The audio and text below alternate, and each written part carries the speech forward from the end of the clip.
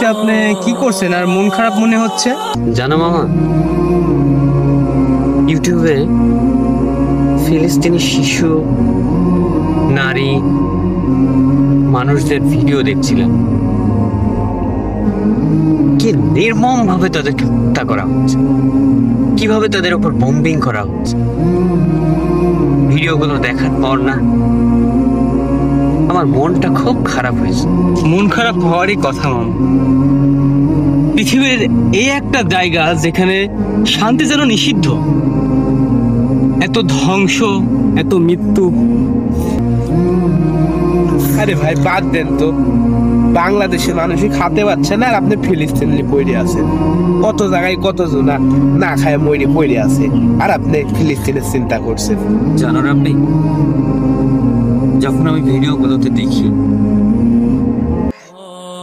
7 বছর 5 বছরের ছোট্ট ফুটফুটে বাচ্চাগুলো মানে বোমের আঘাতে একেবারে ছিন্ন বিচ্ছিন্ন হয়ে যাচ্ছে, তারা বাবা মা, আব্বা মা বা আল্লাহ আল্লাহ নাম ধরে ডাকছে, তখন হৃদয়টা যেন আমাদের ভেতর থেকে একেবারে কষ্টে তোমড়ে মুচড়ে যায়। আজকে আমারও তো বাচ্চা আছে, আমাদের তো ছোট ছোট ছেলে মেয়ে আছে, তাই না?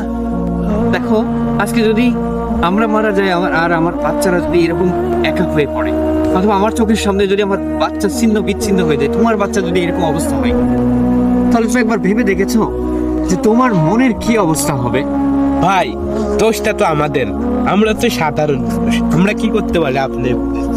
রাব্বি, আমরা সাধারণ মানুষ ঠিক আছে, তারপরেও তো আমাদের একটা মন আছে।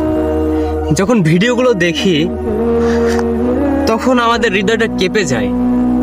আর আমাদের জানি আমাদের দেওয়ার মতো কিছু নাই, সামর্থ্য নাই, তারপরে কি আমরা দিতে পারছি? কিঞ্চিত কিঞ্চু কিছু দিতে পারছি? ঠিকই বলেছেন ভাই। মূল সমস্যাটা আসলে ক্ষমতার লড়াই,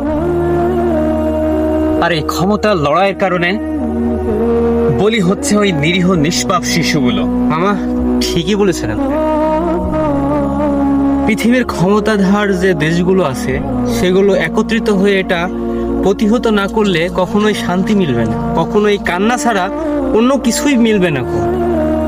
আর আমরা সাধারণ মানুষ, আমাদের চোখের জল আর হতাশা আর চিন্তা ছাড়া কিছুই নাই। আমরা আফসোস ছাড়া কিছুই দিতে পারবো না।